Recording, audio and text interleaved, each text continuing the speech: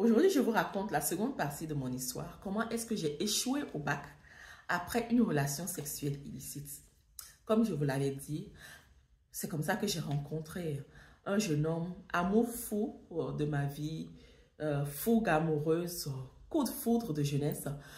Et en ce temps-là, j'étais en terminale. Je ne savais rien, je n'avais rien appris de la sexualité.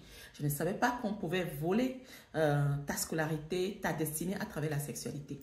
Donc moi, je me suis mis en relation tout de suite avec ce jeune homme-là parce qu'il était beau, il était vraiment beau, il sentait très bon, il était un jeune homme très intelligent. Et nous avons tout de suite, voilà, commencé notre relation amoureuse. C'était vraiment bien. Et au second semestre de l'année de mon baccalauréat, c'est là où nous avons commencé à rentrer en intimité.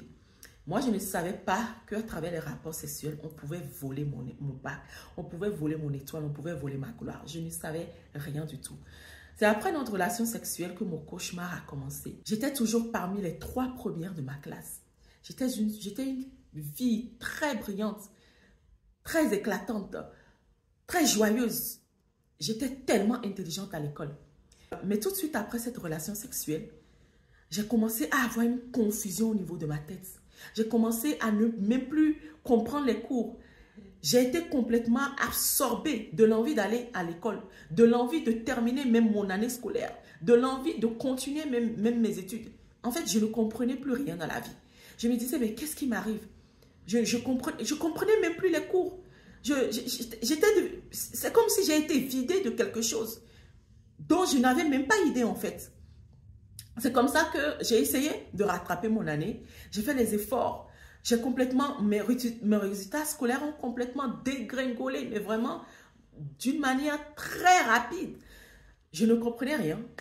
Et j'ai essayé, j'ai fait mes efforts pour finir mon année quand même, pour essayer de rattraper mes cours que j'avais perdus et tout. Mais malheureusement, cette année-là, j'ai raté mon bac.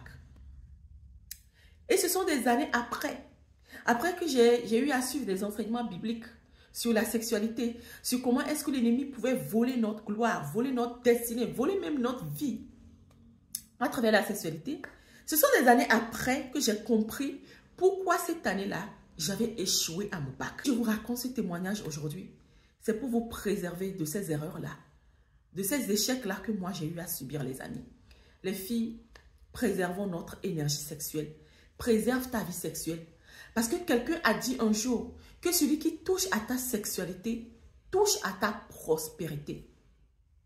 Oui, moi, je l'ai vécu. La personne qui est venue toucher à ma sexualité a réussi à toucher à ma prospérité. Il a réussi à me voler toute une année entière de travail, de dur labeur, où j'étais destinée à réussir. Mais malheureusement, j'avais échoué à mon bac.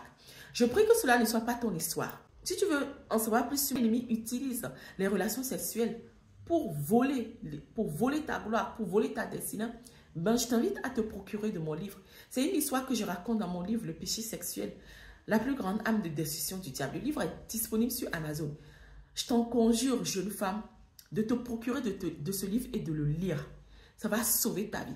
Ça va sauver ta destinée. Ça va sauver ta famille. Comme je vous l'avais dit, je raconte mon histoire pour pouvoir préserver beaucoup de vies de ce malheur qui m'est arrivé à moi. Rester vierge aujourd'hui n'est pas une histoire ancien temps, non. Rester vierge aujourd'hui, c'est être intelligente. Rester vierge aujourd'hui, c'est protéger sa prospérité. Si cette histoire vous a béni, n'hésitez pas à la liker, à la partager et surtout à vous abonner à ma chaîne si cela n'est pas encore fait.